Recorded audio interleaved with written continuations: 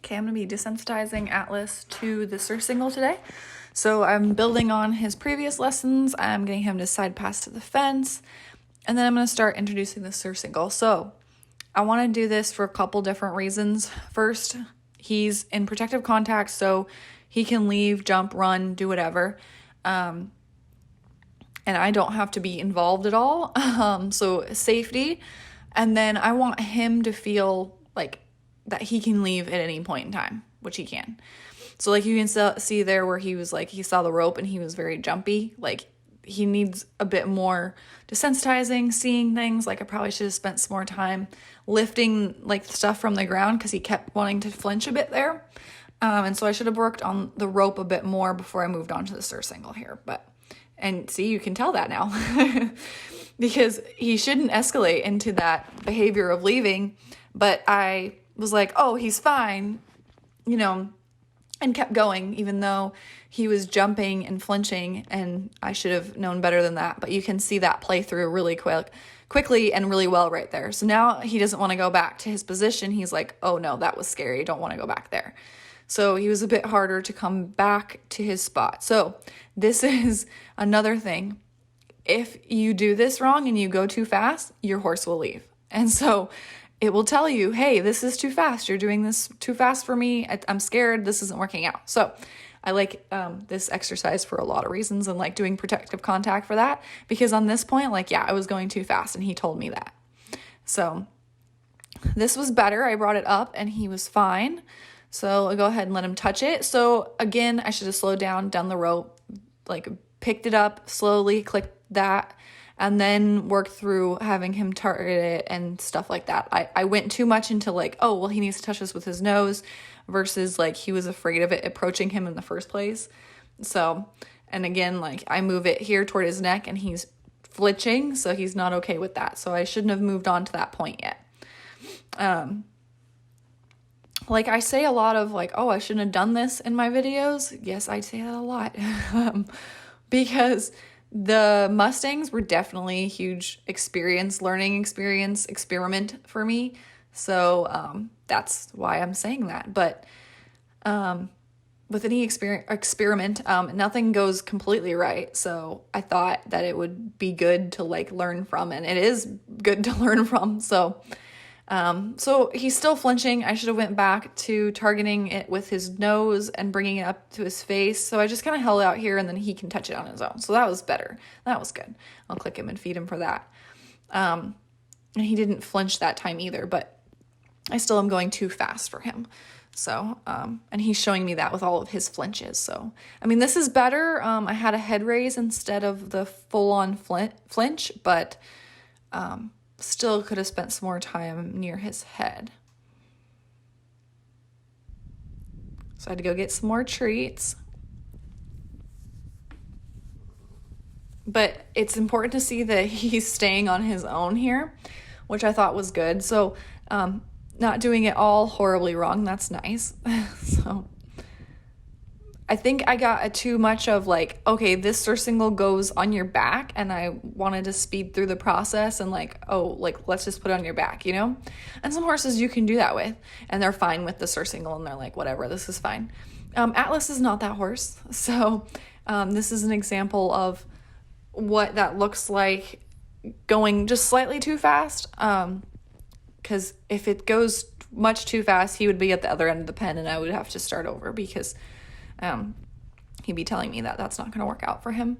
So, but not too bad overall. Not too bad.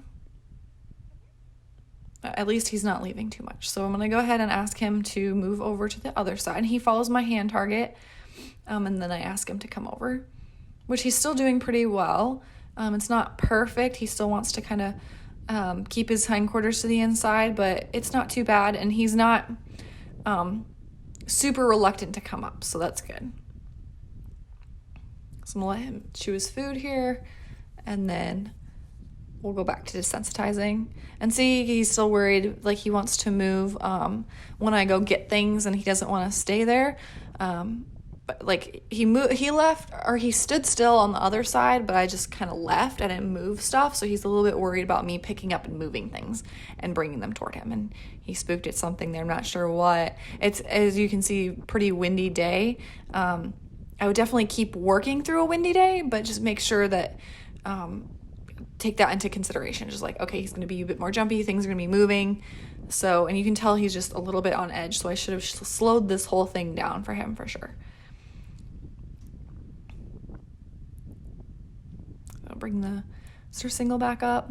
So that was pretty good. Should have clicked and reinforced that because he was fine with me bringing it up to his nose, and he was worried about that before on the other side. So that's pretty good.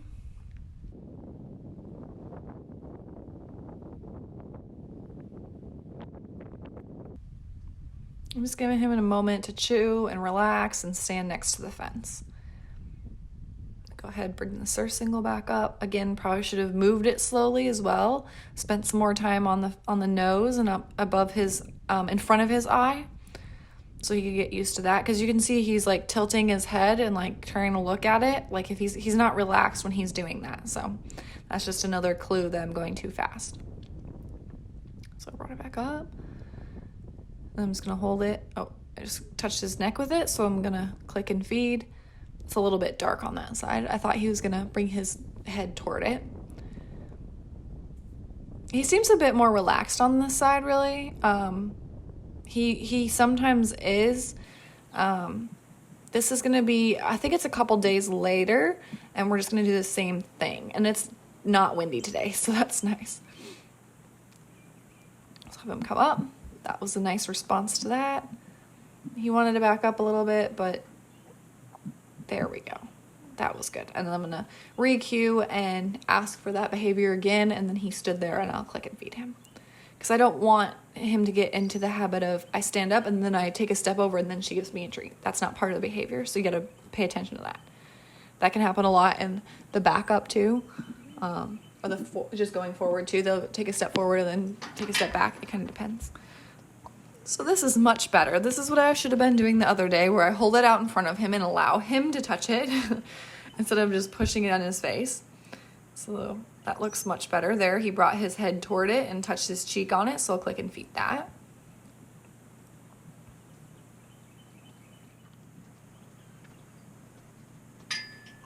Touch him on the neck. That looks good.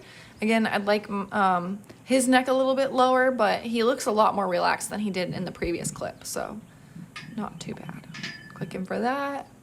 His head's not moving up. He continued to chew the whole time, so that's fantastic.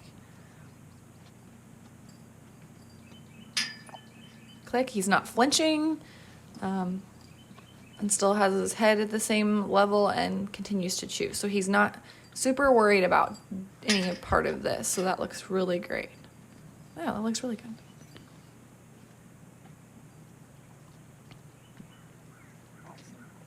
So even though like I went a little bit too fast in the previous clip, I hadn't worked with him with the Surcingle between these clips, and he did do pretty good here. And so he would just be doing even that much better if I would have done it a bit slower from the beginning.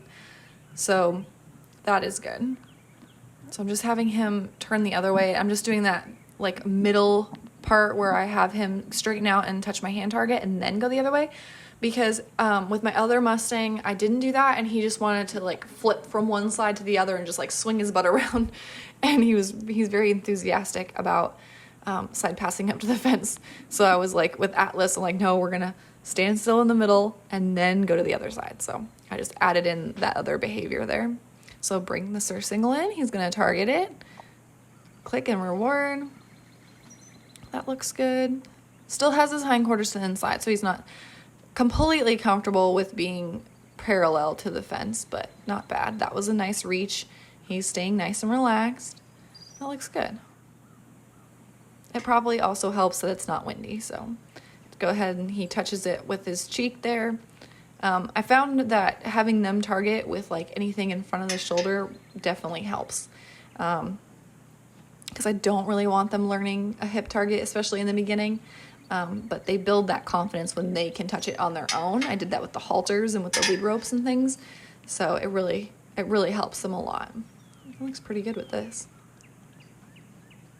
So I'm just moving it down his neck in little steps. So just a few inches, a little bit more, and that looked pretty good.